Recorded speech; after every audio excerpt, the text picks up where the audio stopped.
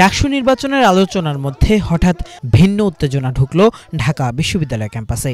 জুলাই অভ্যুত্থানের শক্তিকে কালো শক্তি আখ্যা দিয়ে একটি টকশোতে বিএনপি চেয়ারপারসনের উপদেষ্টা পরিষদের সদস্য ফজলুর রহমানের দেওয়া বক্তব্যকে ঘিরে হঠাৎ ভিন্ন উত্তাপ ছড়িয়েছে ঢাকা বিশ্ববিদ্যালয়ে।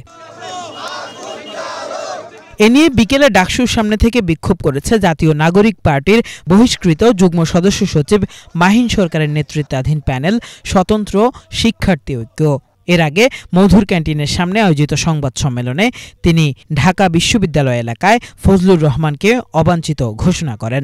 ২৪-এর গণ অভ্যুত্থান নিয়ে ফজলুর রহমান সহ যারা বিগত সময়ে ধৃষ্টতাপূর্ণ মন্তব্য করেছে তাদের বিচার পাইতে, যারা বিচার চায় তাদের পাশে আপনারা দাঁড়াবেন। আমরা আমাদের জায়গা থেকে আমাদের অবস্থান স্পষ্ট করে দিয়েছি। যদি ভবিষ্যতেও কেউ ২৪-এর গণ অভ্যুত্থান নিয়ে ধৃষ্টতাপূর্ণ মন্তব্য করে, আমরা সম্মিলিত শিক্ষার্থী সংসদের পক্ষ থেকে প্রতিবাদ জানাবো।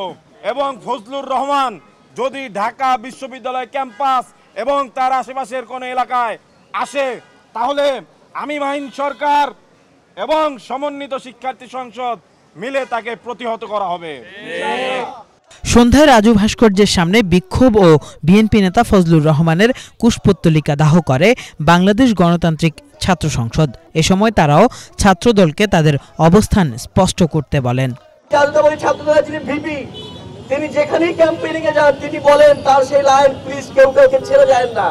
আমরা আবুল ইসলাম খানের সেই সাহসী উচ্চারণকে প্রশংসা করি, কিন্তু আবুল ইসলাম খানদেরকে, তানভীর বারী হামিমদেরকে পরিষ্কার করতে হবে তারা ফজলুর রহমানের কালো শক্তি নাকি জুলাই গণ অভ্যুত্থানের শক্তি।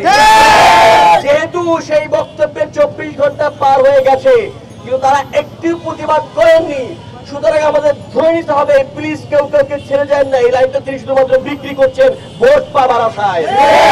এই লাইনের কোনো গুরুত্ব তিনি আর ধরে রাখতে পারেন নাই। যদি আবুদুর রহমান খান মনে করেন প্লিজ কেউ কাউকে ছেড়ে যায় না, এই লাইনটার গুরুত্ব আছে, জুলাইয়ের শক্তি আছে, তাকে অবশ্যই এটার প্রতিবাদ করতে হবে। ঠিক এইবারে ডাকসুতে তারাই নির্বাচিত হবেন যারা জুলাই গণ অভ্যুত্থানের পক্ষের শক্তি হিসেবে নিজেদেরকে দৃঢ়ভাবে অবস্থান নেবেন। এদিকে উদ্ভট ও শৃঙ্খলা পরিপন্থী বক্তব্যের অভিযোগে ফজলুর রহমানকে কারণ দর্শানোর নোটিশ দিয়েছে বিএনপি। তার বিরুদ্ধে কেন সাংগঠনিক ব্যবস্থা নেওয়া হবে না তা জানতে তাকে ২৪ ঘন্টা সময় বেঁধে দেওয়া হয়েছে।